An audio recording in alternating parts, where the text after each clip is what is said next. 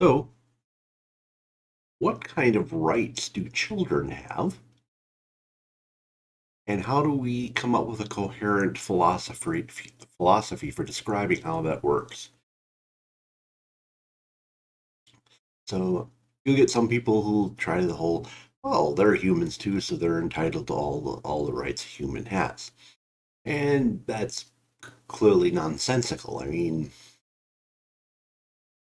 I guess a good way to frame it would be, I just saw a post on social media where someone was decrying the fact that various books were being removed from libraries at public schools. And this person, not the one who posted it, but a replier said, children have a First Amendment right. Huh, really? So I was really tempted and I stopped myself. I'm very proud. I was very tempted to reply to the guy who said children have First Amendment rights and say, please give me uh, your social media contact for your children. I have some very interesting things I would like them to see. What, you're not going to just let me tell them or show them what I want to? Don't they have a First Amendment right? Well, apparently not.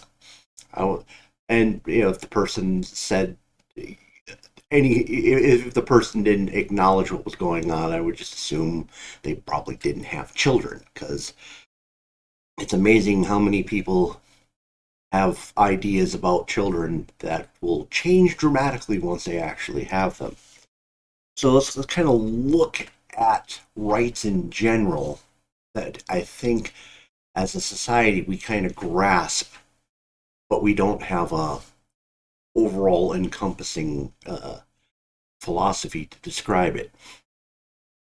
Well, I think for the most part, we would say children have a right to life. Can't just arbitrarily kill them. Some states are pushing the limits on those ideas, but can't kill them. So clearly, they have a right to life. Do they have a right to liberty? Oh, that's debatable. I mean, there's severe limits on their liberty. They can't just leave the house anytime they want. It's not considered unreasonable for me to confine them to their room uh, with the inference of force behind it. Um, but it gets down to a limit. I can't chain them to a wall or put them in a cage. So there are some very limited concepts of liberty there, but highly restricted. As we suggested, the First Amendment right to free speech is severely limited. Uh, there are things a lot of parents would not want their children to be saying, and they would essentially enforce their children not being able to say a lot of things. Not being, they would enforce preventing uh, nonverbal communication, tantrums, and such. And then the inverse. Uh, it's clearly most parents would accept the idea it is the right of the parent to control the information that their children receive. Uh, Basically, controlling what they might see on cable for people who still watch cable, uh, controlling what they see via the internet wherever practical until they outwit their parents and get past all the safety features. Second Amendment, well, yeah, one might. I mean, there are some instances where very young children have defended their households from intruders by picking up a gun, and they're probably never going to be faulted by law enforcement for something like that. But clearly, We don't let very young children go around armed. Uh, Depending on where you're at, though, you can see uh, fairly young, 8-year-olds around there, uh, not as frequently as it was in the past, might receive a gun at the age of 8, under significant supervision of a parent. But definitely in rural areas, it's not completely unusual for teens to own a gun and use them with minimal supervision, where they might go out someplace plinking, or they might go out varmint hunting, uh, things along those nature. So we can clearly see that there are limitations. But there are certain things that clearly that we can limit. They can be limited, but there aren't absolutes either. So how do we reconcile all this stuff? Well, I have a concept I've come up with that I call reciprocity. And the idea is, if the child is capable of infringing on your particular right, they themselves are, and when I say they can, I am meaning that by their existence, they are infringing on that right. They are not entitled to the right in kind. So let's see if we can lay this out in a way that makes sense. So, right to life. Okay, so I'll back up life well back into the womb. Not exactly sure where my line is yet. I am still vacillating on that. But I think we can come up with a good doctrine there. So let's say, due to some physical issue prior to birth, the baby is actually threatening the life of the mother. Okay. Uh, Essentially, there my kind of reciprocity thing comes into play, since the baby is threatening the life of the mother. And it has to be an actual, not potential threat, but an actual threat. This is a case where most people would accept that, well, yes, uh, pregnancy would definitely be terminated under such a circumstance. I think you only have very few people disagreeing with that.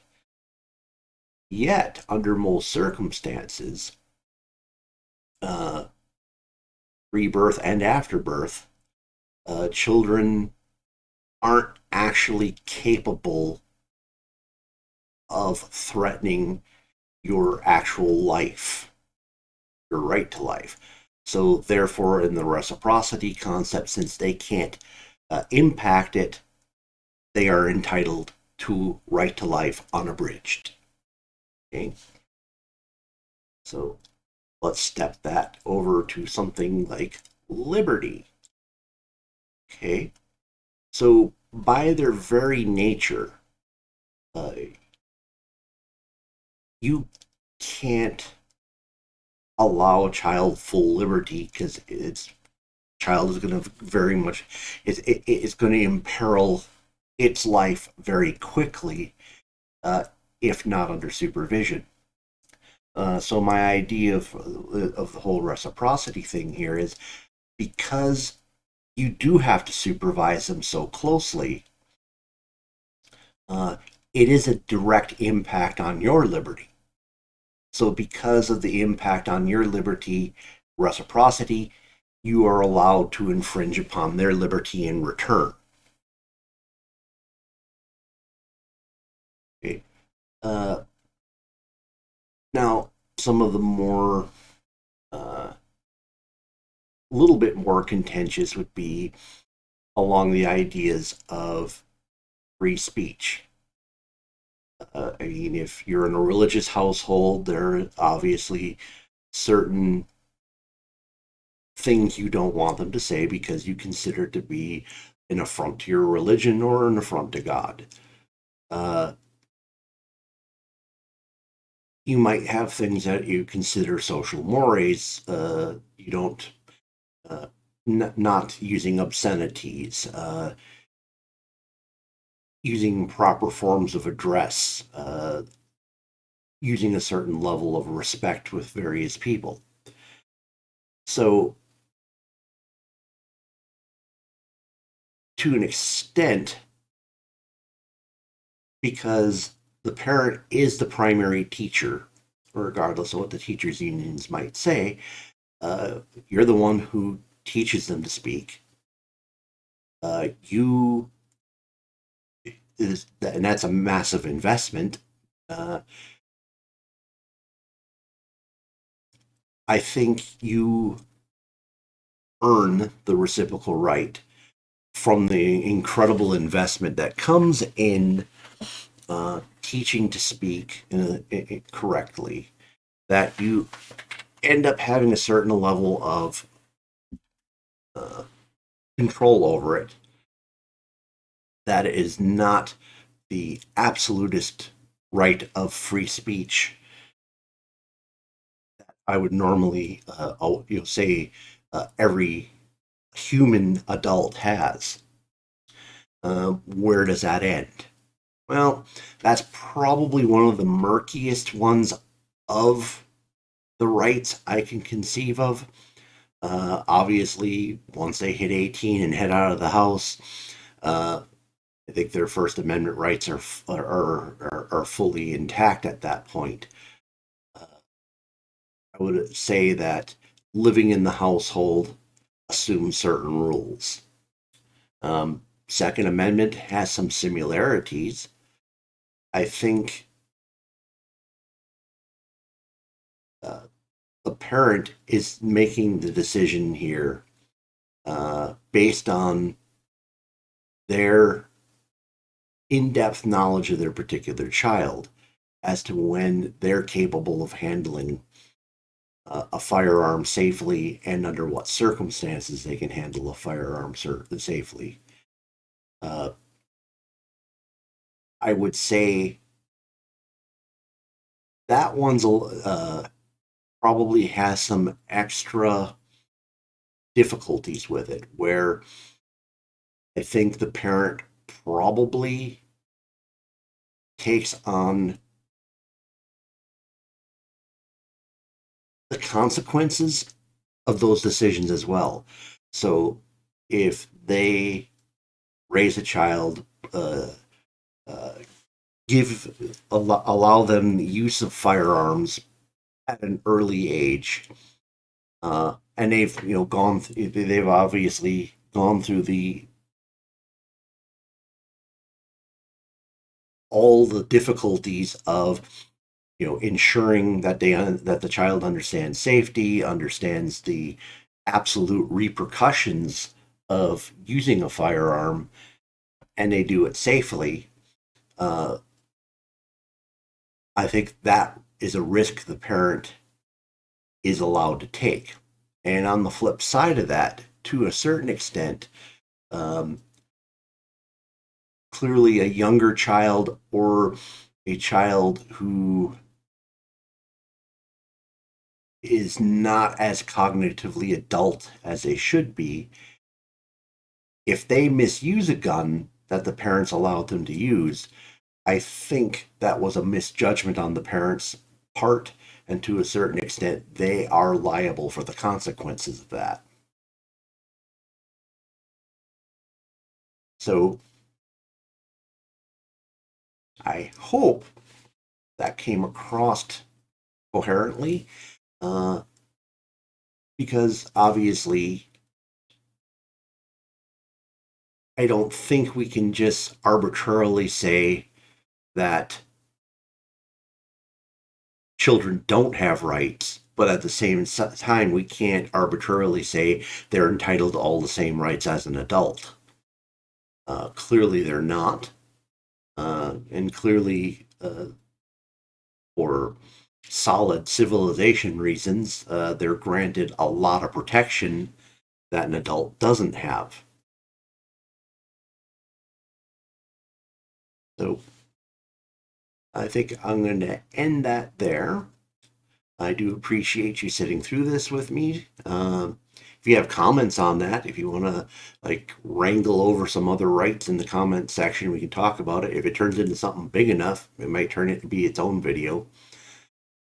Please consider liking. Please subscribe and hope to see you in a future video.